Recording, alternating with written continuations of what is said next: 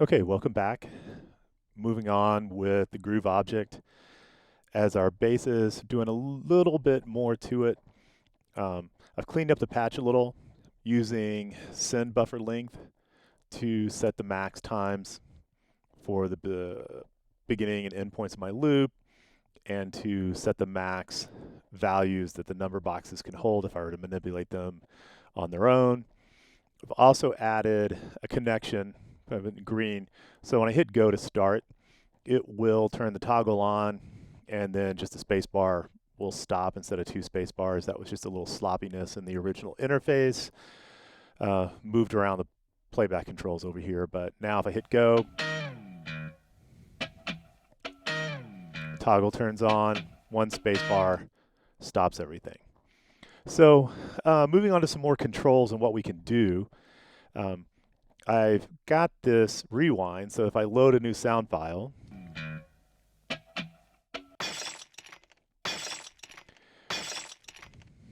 it always goes to the beginning to start playing, as well as setting these loop points that are coming from the max, the end of the buffer. And I can manipulate that a little bit more if I are in real time.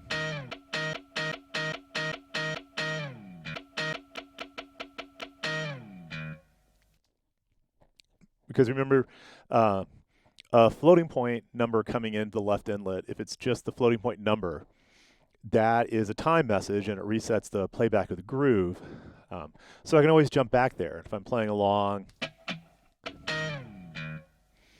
set my loop points.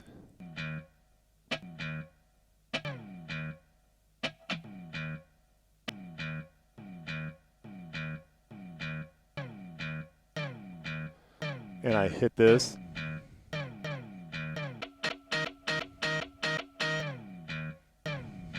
So you can hear one little problem is it goes back to the 0, but that's not my loop point at this instance. So I need another way to send time to this. And I think what I'm going to do is put another message over here.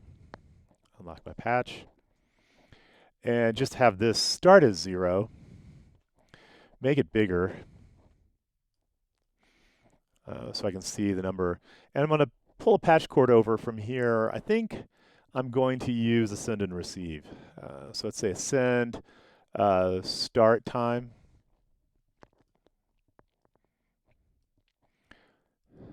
And come out of this starting loop point.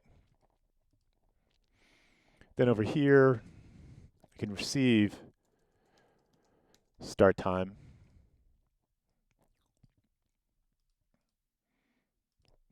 And put it into the right inlet of the message. What that does is set the message to a new value, and you'll see it update, but it doesn't send the message out. And then connect this, like I've done with the other floating point message, to groove. So that I can hit this now and have it go to the start of the loop rather than the start of the sound file. So if I locked up,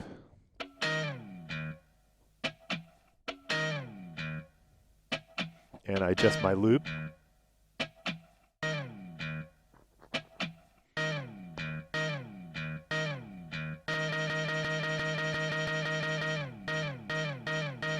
so now,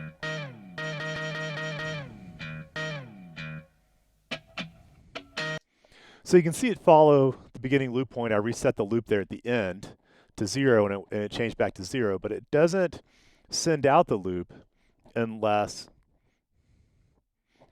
I actually click on it. And because right now there's no playback ratio,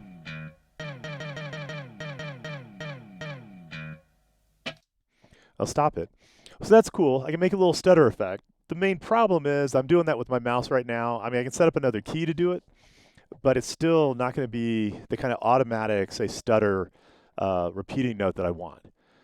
So if I want to send something, repeat something at a specified time interval, I've got an object for that.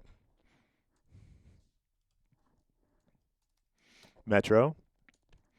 And give it a speed to start with.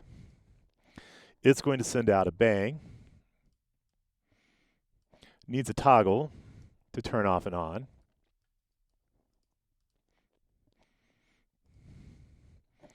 And that then can be connected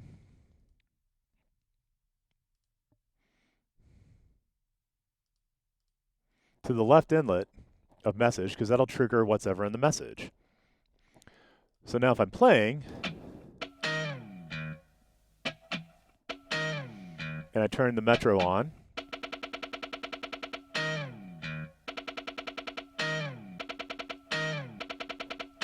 I can make a little stutter and stop, and it'll match up.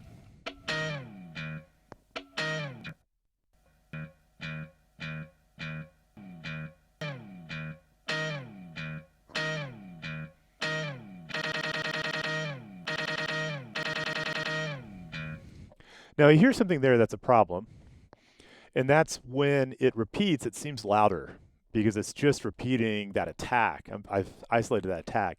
So if I'm going to do that with attacks as part of my stutter, I need to set up something where I adjust the gain. And I can do that automatically. I can check the toggle to see if it's on or off and select that. So select on or off. And we know what this does by now, so I don't need to show you. If it's a 1, it's going to send a bang here. If it's 0, it's going to send a bang message out this outlet. And I can use floating point numbers in decibels with 0 equals unity gain. I can send that to the left inlet of live gain, and it'll adjust the gain for me. So I'm going to send a message -6, and I'm going to use the floating point just so I know what it's for. And I'll send another message. That'll be, whoops, typo. That'll be 0. Both of these are going to go up here.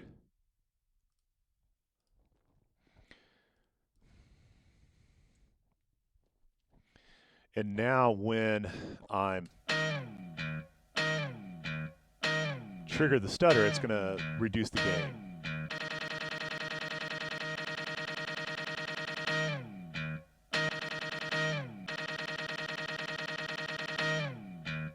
And you can see the gain indicator move, the thing that I would drag, the slider that I would drag. Come down, goes back up. Now to really complete this, I need to be able to change the speed. I think I would like that, so just going to make that a little simplified thing here.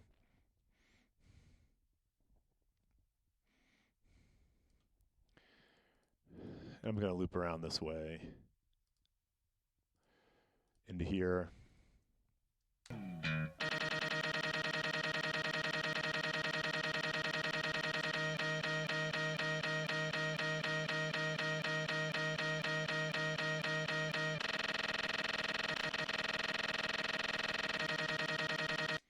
So some things are too fast, and I could put limits on for that, so I could do it.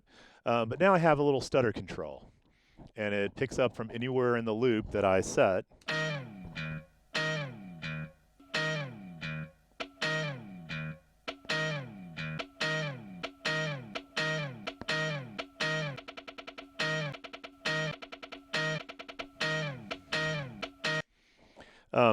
And really needs a little key or MIDI note to turn it on and off. Let's say key. I'm looking for the S here. So my S key is 115. Also gives me a slider. That's not good. Let's go with the Q doesn't do anything. Okay, that's 113. Select 113.